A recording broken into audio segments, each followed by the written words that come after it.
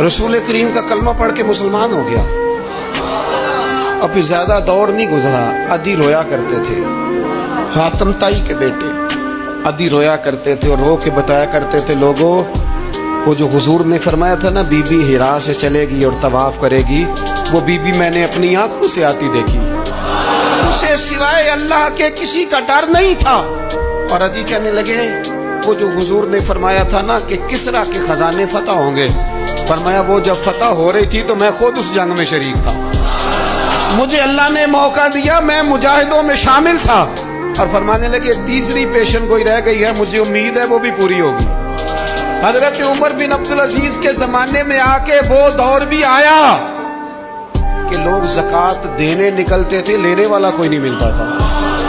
لوگ کسی کو غریب سمجھ کے صدقہ دینے لگتے تھے، وہ کہتا تھا بھائی لے جا، میں تو رات کو دے کے آیا ہوں.